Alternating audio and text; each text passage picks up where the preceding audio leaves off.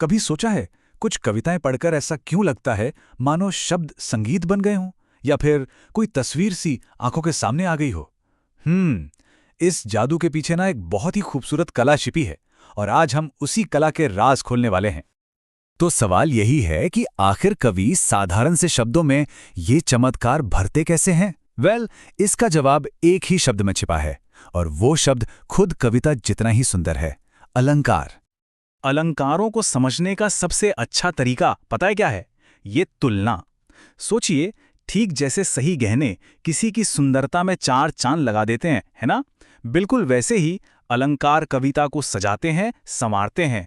सीधे शब्दों में कहें तो ये कविता के आभूषण हैं। और मजे की बात तो ये है कि इस शब्द में ही इसका पूरा अर्थ छिपा है। देखिए, अलंकार बना है अलम, जिसका मतलब है आभूषण, और कार मतलब करने वाला। तो दोनों को मिला दें तो क्या बना? अलंकार का सीधा सा मतलब हुआ वो तत्व जो कविता को आभूषण पहनाए, जो उसकी सुंदरता को और निखारे। और सबसे अच्छी बात जानते हैं क्या है? कविता के ये जो आभूषण है ना, ये मुख्य रूप से बस दो ही तरह के होते हैं, बस दो। इससे इन्हें समझना हमारे लिए बहुत आसान हो जाता है। तो ये दो प्रकार हैं, पहला शब्दालंकार और दूसरा अर्थालंकार। अब इसका मतलब क्या हुआ? इसका सीधा सा मतलब है कि कविता में सुंदरता दो तरीकों से आती है, या तो शब्दों की आवाज से, उनके साउंड से, जैसे रघुपति राघव राजाराम में एक संगीत है ना, या फिर उनके गहरे अर्थ से, जैसे मुख चंद्र सा।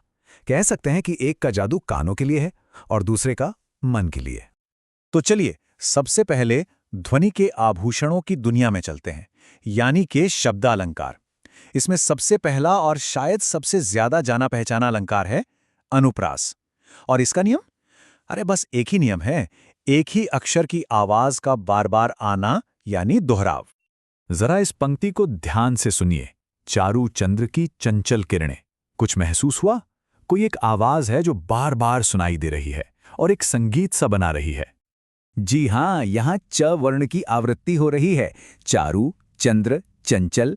यही दोहराव, यही रेपिटिशन इस पंक्ति को एक लय, एक फ्लो और मधुरता देता है। बस यही तो है अनुप्रास अलंकार का कमाल। अच्छा, ध्वनि का एक और जादू देखें। ये मिलता है यमक अलंकार में। अब यहां क्या होता है? यहां एक ही शब्द बार बार आता है, लेकिन ट्विस्ट ये है कि हर बार वो एक नया अर्थ लेकर आता है। ये शब्दों के साथ एक बहुत ही, कह सकते हैं, चतुर खेल है। और इसका सबसे प्रसिद्ध उदाहरण तो सबने सुना ही होगा, कनक कनक ते सौगुनी। यहां देखिए, कनक शब्द दो बार आया है, लेकिन सवाल यह है कि क्या दोनों बार इसका मतलब एक ही है? नहीं, बिल्कुल नहीं। यहां एक कनक का अर्थ है सोना यानी गोल्ड, और दूसरे कनक का अर्थ है धतूरा, जो एक नशीला पौधा होता है। अब जरा सोचिए, एक ही शब्द और दो बिल्कुल अलग बल्कि विपरीत अर्थ, ये कविता को कितनी गहराई देते हैं, है ना? तो ये तो थे ध्वनि के आभूषण। अब आते हैं अर्थ के आभूषणों पर, यानी अर्थालंकार पर। देखिए, इन्हें समझने के लिए हमें बस दो शब्दों को समझना होगा। ये दो शब्द किसी ताले की चाबी की तरह काम करते हैं। ये हैं उपमेय और उपमान। बड़ा आसान है। उपमेय वो है जिसकी तुलना हो रही है, और उपमान वो जिससे तुलना हो रही है। चलिए, इसे एक बहुत ही आसान उदाहरण से समझते हैं। मान लीजिए वाक्य है, उसका चेहरा चांद जैसा है। तो यहां तुलना किसकी हो रही है? चेहरे की। तो चेहरा हो गया हमारा उपमेय। अच्छा, और तुलना किससे हो रही है? चांद से। तो चांद हुआ उपमान। बस इतना ही सरल है ये। तो अब जब हमारे पास चाबियां हैं, तो चलिए पहला ताला खोलते हैं, और वो है उपमा अलंकार। यह ना सबसे सीधी साधी, सबसे डायरेक्ट तुलना है। इसमें दो अलग अलग चीजों की तुलना सा, जैसा या समान जैसे शब्दों का इस्तेमाल करके की जाती है। जैसे कि इस उदाहरण में मुख चंद्र सा। यहां मुख यानी चेहरा, जो हमारा उपमेय है, उसकी तुलना सीधे सीधे चंद्र यानी चांद से, जो कि उपमान है, की गई है। और कैसे? सा शब्द का इस्तेमाल करके। है ना एक सुंदर और बिल्कुल सीधी तुलना। अच्छा, अगर उपमा एक सीधी तुलना है, तो रूपक अलंकार क्या करता है? वो इस तुलना को एक कदम और आगे ले जाता है। मतलब इसमें तुलना इतनी गहरी हो जाती है कि उपमेय और उपमान के बीच का फर्क ही मिटा दिया जाता है।